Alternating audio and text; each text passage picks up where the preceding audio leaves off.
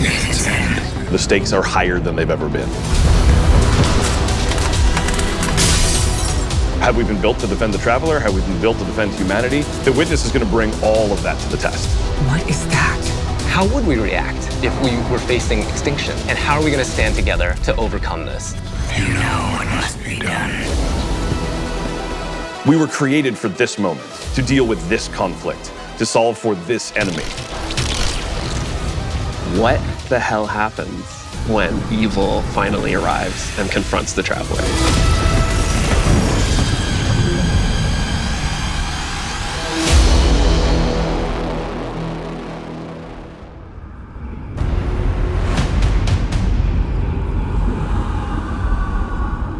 The Traveler is threatened. The Witness is here. Callus's forces are here as well. The Pyramid fleet is here. Big shit is going down. Lightfall should feel like you have stepped into the middle of an active war. One of the values that we really wanted to push was making sure that you felt like the tip of the spear. You were the one who was initiating the action. You were the one who was taking control. You were the one who was attacking things. What this tone gave us the chance to do was to really surface the friendship, the camaraderie, the connections that we have to each other. Kaido, we'll need your troops. If the end of the universe is coming, what do we have left other than each other? Keep the enemy away from the Traveler at all cost. There's a pretty big, serious threat that is happening to the solar system, so we really wanted to bring that gravity and that weight into the story. In a major way, what we're doing right now is we're both setting up the finale for the Light and Darkness saga. We're pulling the Witness into the frame for the first time. The big question has been, what does it want with the Traveler? What will happen when it finds it? And in Lightfall, it does find it. I feel like the Witness is so drastically different from any other antagonist that we've had in Destiny in the past. You know, a lot of our Destiny antagonists are like kind of over the top and theatrical in their own way. And then we have the Witness, who's just so reserved. It's all about control with the Witness. The Witness is here to finish what the collapse started. Now, there's Callus, always been power hungry, in it for himself. He's now signed on as one of the Witness's disciples. We're seeing Callus go through a transformation and emerge as something new. My semblance matches my inner beauty. The odds are stacked against you. The Witness has arrived. We got Callus. Everything's under attack. How do we deal with this? And then you find this thread. We knew we wanted to do another darkness power in Destiny. Are we gonna do what everyone thinks we're gonna do? Are we gonna make like poison? No. We're gonna do something that you'd only find in Destiny. We're gonna go talk about this thing called Strand, and it's the web of life. What does it mean to have a cosmic web that's connecting everything around you? How do you actually make that like an ability? How do you make that like a power? It's something that doesn't actually exist. You can't just point to fire, electricity, or ice. Coming up with the idea of the strings, the strands lighting up the world. I think that was when everything kind of started to come together. Strand is unlike any of the powers that we've gotten before. We didn't get it from the Traveler, we didn't get it from the Pyramids. It is a power that we find is unlocked within us as Guardians. When you pull on that thread and you start manipulating that web, you can do some really powerful things. We have some exciting player class fantasies coming up with Strand that we're introducing. So we have the Hunter Threadrunner, which is going to introduce this threaded spike. The Hunter Super Silk Strike, it's this kind of rope dart. You're constantly moving, constantly attacking. It feels fluid. It has an amazing style to it. It's just something we've never seen in Destiny before. And then there's the Titan Berserker, and the name is pretty fitting. The Titan Super is Blade Fury, where you weave these giant blades onto your hands. You have a melee attack that you can kind of combo indefinitely, and then you have your heavy attack, which sends out these suspending waves. And then there's the Warlock Broodweaver, the mastermind of the minions that we call the Threadlings. The Warlock, Broodweaver, super is Needlestorm. You create 3 sources of power, and then those then get launched out, and then those fly through the air. When they hit an enemy, they'll explode. When they hit the ground, they will then charge up and then turn into threadlings.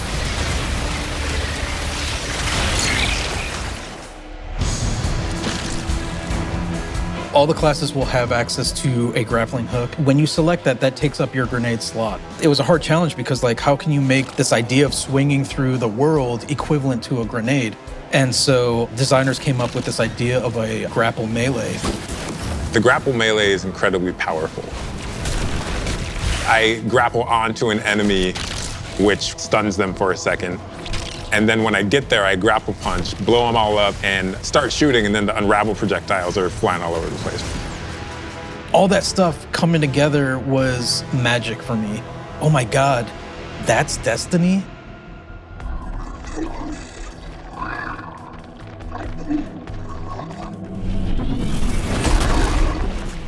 Neomuna has existed for hundreds of years. It branched off from Earth during our collapse and shut off any communication. So they've been secretly existing on Neptune for a very long time and keeping themselves safe.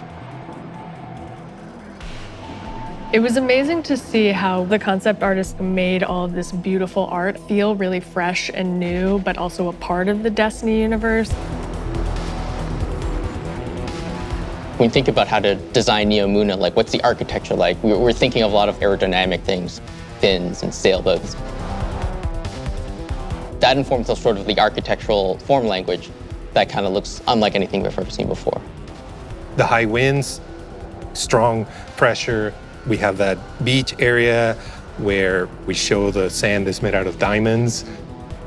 The whole terrain is following up into the beginning of the city. The color, the graphic design, the vibrancy, and yeah, there's some mysteries in there. The cool thing about Neomuna is that it's like this big neon-soaked city, but it has quite a spectrum of different environments. I think my favorite absolutely is the Thrillodrome. It is an arcade lost sector, and I think we can relate to spending our days in a sticky arcade playing games with our buddies. I'm also so excited for people to see the puka pond with all of the pukas that have been like such a mystery since Beyond Light. And then on the other side of the city is Callus's ship. The Typhon Imperator has landed square in Ahimsa Park. You see that the city is indeed kind of in shambles in parts. There's smoke, there's explosions in the air, and I just go back to the teamwork of everybody getting into a room and thinking like, what can we do to make this feel high octane, very explosive, and familiar? This is a city that needs the Guardians' help and needs their protection, and Callus is gonna do his level best to destroy it, and we're not gonna let them, and neither are the Cloud Striders. There's a lot new about Lightfall. We have this new location, and it has these new personalities that come along with it. They're defenders of this city, and they have new perspectives that we really haven't seen in characters in Destiny, and that's taking the form of the Cloud Striders, Nimbus and Rohan. I understand what's at stake, Lightbearer. Far better than you. Rohan is the grizzled old veteran who's too old for this shit.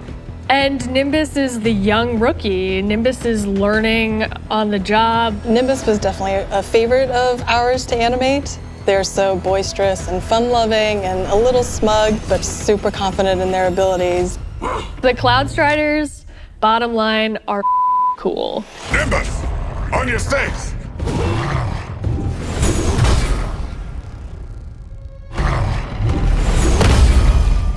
We want the Tormentors to be the most scary unit that you've ever fought in the Destiny universe. Holy crap, this combatant is very powerful. It means business. It's incredibly intimidating. This thing wields a massive scythe, has command over all this void energy. The Tormentor can like grab you, and that's something we'd never really done before with the boss. Throws out the scythe, has the player in his hands. And in those moments for Dark Harvest, we actually do things with audio to make it feel even more intimate, where we duck out all the background sound. So you really have this intimate moment with this terrifying creature grabbing you.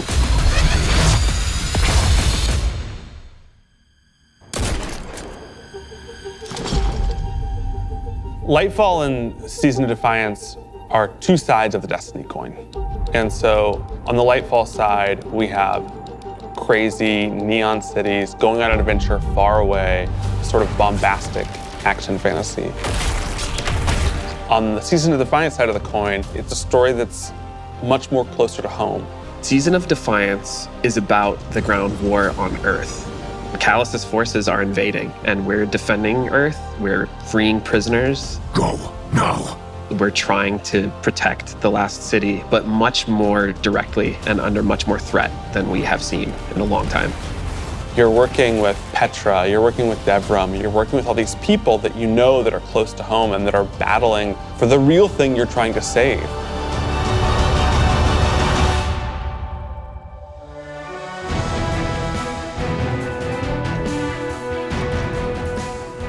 We have a lot of weapons and armor for players to earn, and I'm super excited to see what you've been working on. We have a couple of Strand exotics. The Warlocks are getting what's called Swarmers. They're these boots that will, on Tangled Destruction, create new threadlings at that location. Now they can either shoot it, or they can pick up a tangle and throw a tangle, and then that will also create threadlings. The Hunters are getting this helmet that will help them grapple through the air. As you grapple, you gain this new ability called Woven Mail, and it's reducing the incoming damage except for headshots. The Titans get boots that will augment an aspect that they have. The aspect itself will just send out a wave that will suspend enemies in front of their barricade after casting it, but the boots will split it up into 3 waves. Whenever they spend an enemy with these boots on, they also gain Woven Mail. So pushing the front line further and further by being tanky. I have been caught by those boots a couple times in our playtest. We have this incredibly cool heavy metal machine gun that fires according to its own rhythm, where it gets alternate effects every 4th bullet, and then every 16th bullet, it gets even more added to it. We have this pistol that will use advanced technology to find your enemies. And so suddenly you're not worrying about aiming, you're really worrying about surviving during the lock-on time. And it opens you up to consider your movement more than your aiming. Being able to lock on to multiple guys in your field of vision and then just obliterate all of them was, I think, a moment where I kind of went, whoa.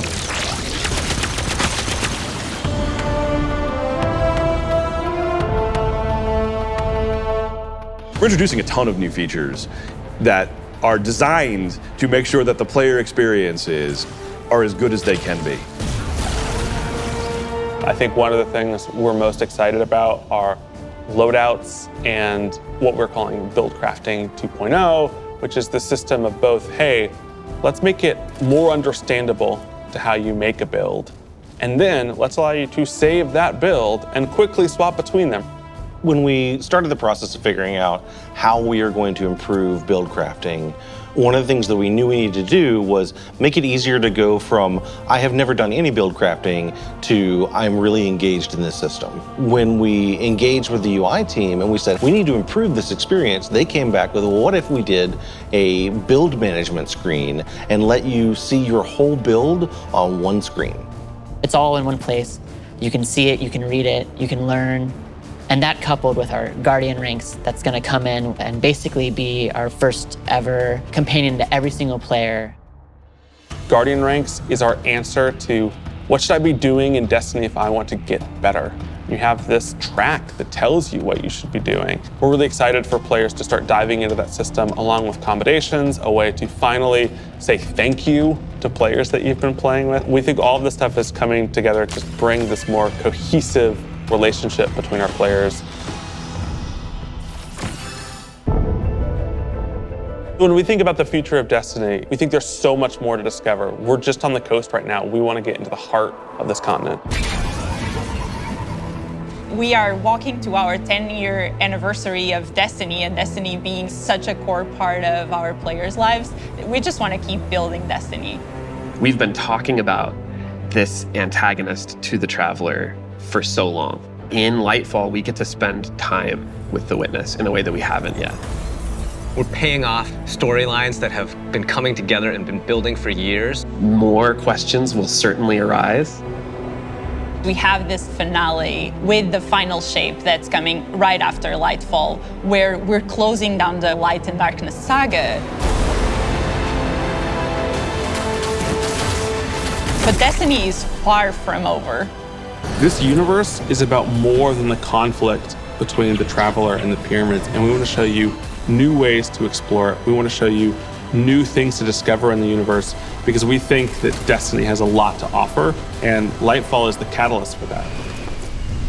It's high stakes, thrilling action, all at the same time, pushing the Destiny story to places it's never been before.